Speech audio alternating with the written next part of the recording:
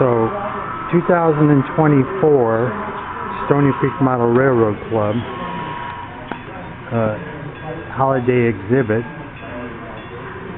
and we have 4 DCC-EX command stations running animation automation on the inside tracks C and D.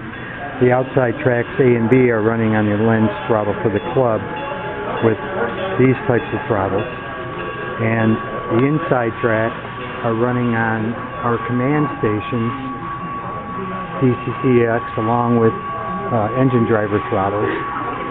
This module is the 3M Michigan Midnight Moonshine, where the engine starts out here, goes on the straight track back to the distillery, and it says, "Hey Paul, can you give me 200 liters of moonshine?" And then you hear the moonshine running. He goes, the track flips, he goes through the tunnel, and she announces engine arriving on track A. An individual steps back away from the track. He comes to an end, and the caution lights go out. Big Ben chimes, and then it starts over again. The turnouts will flip.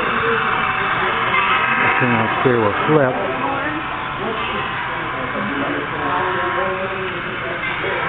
And then the engine will return back to fill up the moonshine again.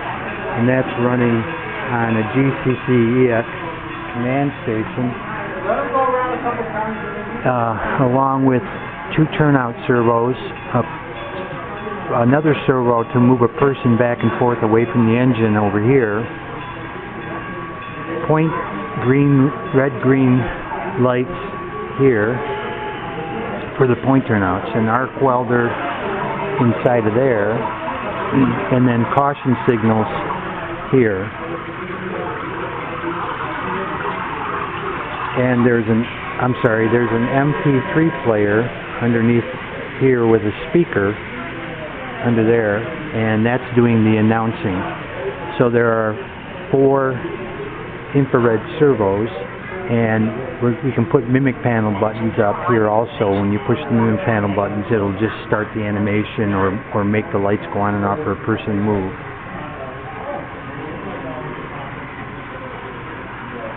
And then this engine here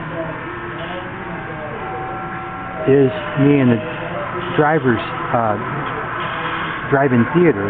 So that engine has a camera in its nose projecting on that drive-in theater, and also projecting up on that 8-foot by 12-foot screen there.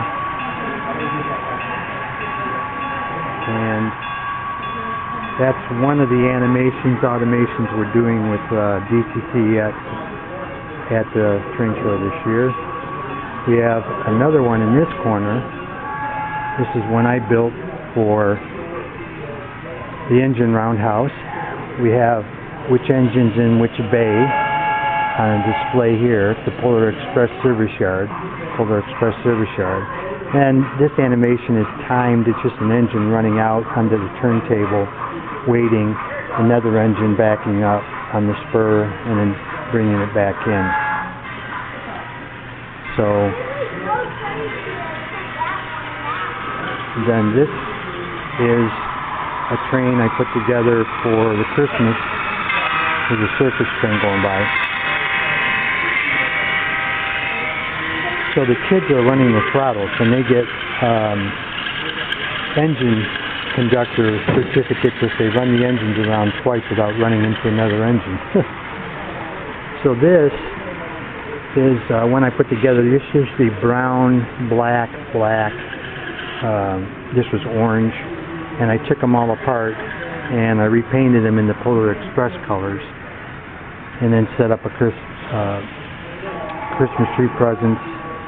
This is basically a large 90-foot flatbed, and I put in a bridge abutment. These are metal dividers for a legal divider in a drawer. I took them out and used the metal inside of them to put the expansions on. And then a bell, which is the first gift of Christmas in the Polar Express movie. This one is a gift for Santa, and it's a real bottle of Chivas Regal, and this was a cleaning car, and I took it apart and repainted it and made it a hot chocolate caboose. We run that one around in the outside lane, and then the Polar Express passenger train we run on the inside lane in the opposite direction. This is a city scene by Tony Chanus,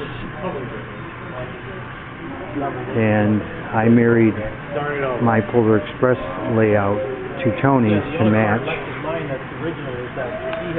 The Polar Express is the Polar Express Smith Village with Hepplesheimer's drugstore, and then a Polar Express water tower, which is a 1950s Sullivan bulb repainted in blue. Passenger station has two tracks. The outside track is for DCC and the inside track is for DC, and you're seeing a DC engine moving back and forth, arriving for passengers to take them out. The Santa Claus normally goes around the track. The layout has the ability to press one of these two to start the animation or automation on the D track or C track, so that's DCC or DC animation. Turnouts thrown and closed. Arc welder turns it on and off. A rail fan walking out from the train station and back, and then cross the signals. When I press those buttons, it will also update the throttle and engine driver and show that component on or off. We added, this layout has a 4x, so there's two Arduino motor shields on it for 4 outputs to the track.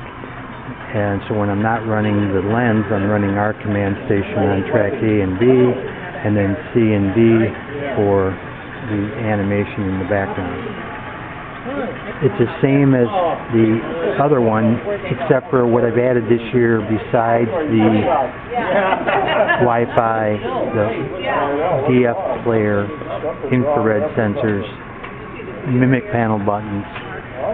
I've added a MUX multiplexer for I2C devices, and I have 2 OLEDs, and those OLEDs are back here, and the MUX is inside the station, a multiplexer. So this is a ultrasonic sensor sitting up here, and when you get too close to the layout, it'll say, please step back from the module, please step back from the module, and when you step back, it'll say, thank you and have a nice day.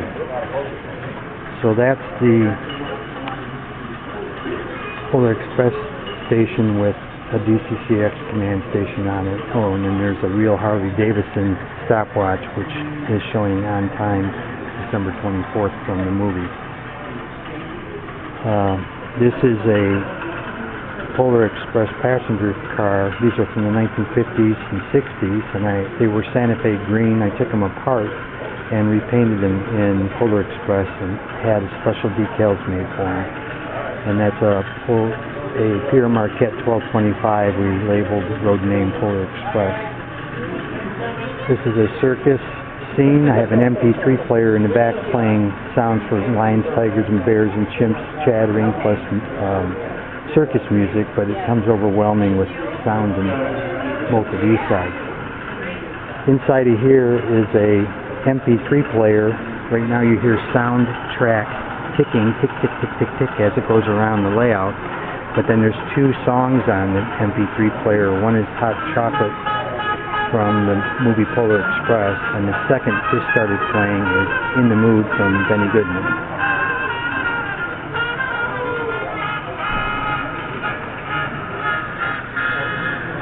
So the kids like that, especially when the hot chocolate comes on. This is a Railway Express agency that services the passenger station for food and also the gifts that go on the Christmas train. That's the camera train there, and you can see it coming up on the Polar Express in the other engine as it passes. So it's passing my Polar Express from here, and then my Polar Express station there. Right there is that camera train. This is a dance hall, dance band. We have an MP3 player inside of here.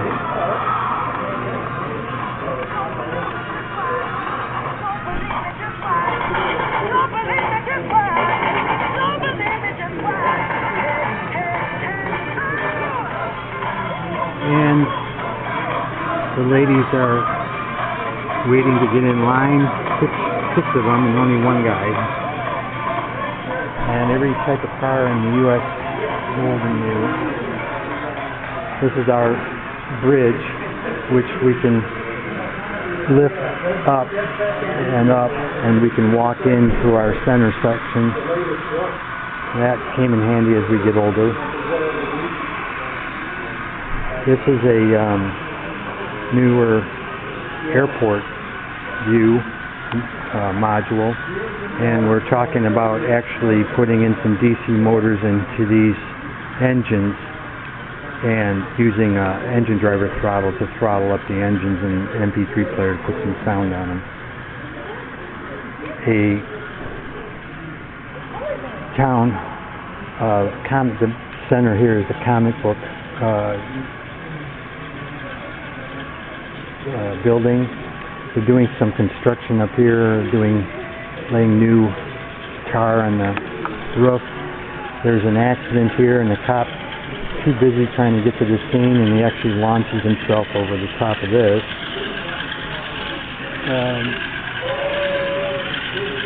This is a meatpacking company. They bring in the cattle up, slaughter them, bring them back down, and then the freight cars take them out. This is a local housing development going on here with new roofing and siding. And as the trains pass over the viaduct, we get the Three Stooges Moving Company gets stuck underneath the bridge here. This is a new kit for the kids. We want to do a G-scale this year. This is also running on DCC-EX command station, running a G-scale DC engine. No decoder, no sound decoder, just back and forth over two IR sensors. Another ski hill, and this is a Christmas tree farm. And this long scene here is animated through a transformer DC engine, so that engine back here is a simple DC back and forth, not DCC-EX. So we're trying to show different technologies on the same layout, so people ask questions. You can say, yeah, you would do this on your layout if it's DC, or you can go up to DCC-EX and do it with some automation, or DCC and have decoders do it for you. This is my local ski hill, Pine Knob, where I'm a National Ski Patrol, and this is me coming down the hill on my back. Next door is a moose sitting in the middle of a golf course. This is a forestry construction by John DeBano.